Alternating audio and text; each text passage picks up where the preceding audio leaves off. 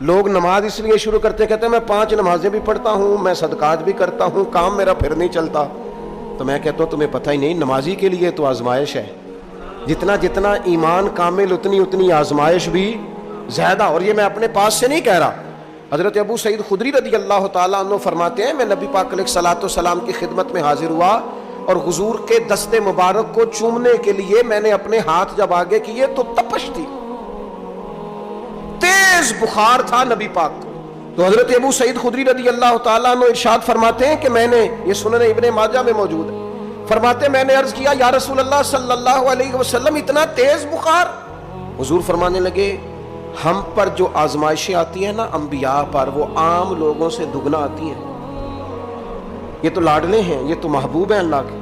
فرمایا عام لوگوں سے دگنی آزمائش آتی ہے، لیکن فرمایا ہمارا رب بڑا کریم ہے، ہمیں اجر بھی ڈبل ہی عطا کرتا ہے، ہمیں اجر بھی ڈبل ہی عطا کرتا ہے۔ تو حضرت ابو سعید خدری کہتے ہیں موقع اچھا تھا، میں نے ایک سوال بھی کر دیا، میں نے کہا یا رسول اللہ صلی اللہ علیہ وسلم بتائیے نا بھلا دنیا میں زیادہ آزمائشیں کن کو آتی ہیں؟ تو حضور فرمانے لگے سب سے زیادہ آزمائشیں اللہ کے انبیاء کو آتی ہیں، نبیوں کو آتی ہیں۔ حضور اس کے بعد فرمایا اس کے بعد جو ان کے زیادہ قریب ہوتا ہے اسے آتی ہے۔ لوگ کیا سمجھیں گے امام حسن کی آزمائش کو؟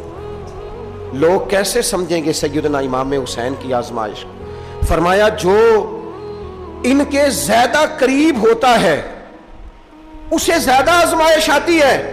تو حضور کے سب سے قریب تو امام حسن ہے نا، امام حسین ہے نا، تو کیا سمجھتا ہے قربت بس نسبت کے اظہار کا نام ہے اور بڑے لطف کے ساتھ زندگی گزارنے کا نام ہے؟ تو نبی پاک علیہ الصلوۃ والسلام نے فرمایا بات بڑی مزے کی ہے، فرمایا پھر اللہ کے بعض بندے تو ایسے ہوتے ہیں جنہیں اللہ فقر میں مبتلا کر دیتا ہے، فرمایا ان کے پاس صرف ایک چادر رہ جاتی ہے، اتنا فقر ان کے پاس آتا ہے، لیکن جو حدیث کے آخری لفظ ہے نا وہ وجد والے ہیں، وہ وجد والے ہیں، وہ سرور والے ہیں۔ ہمارا یہ مزاج ہوتا ہے کہ میٹھا میٹھا کھا جاؤ اور ذرا کڑوا آ جائے تو سویرے بھی رہو شام بھی رہو، حال ہی کوئی نہیں، غریبی بڑی، پریشانی بڑی، حضرت صاحب گھر سے بیماری جاتی نہیں، اور جناب کیا بتائیں بعض لوگ تو ایسے ہیں جن کی بات سن کے لگتا ہے زندگی میں کبھی سوئے ہی نہیں، اتنے بڑے بڑے دکھ سناتے ہیں۔ وہ خدا کی رحمت کا بھی تو ذکر کرنا، خدا نے جو تیرے اوپر انعامات کیے ان کا بھی تو ذکر کرنا، ان کا تذکرہ ہی نہیں کر رہا میرا بھائی۔ نبی پاک علیہ السلام نے فرمایا ان لوگوں پر دکھ آتے ہیں پر قربان ہونے کو جی چاہتا ہے ان لفظوں پر۔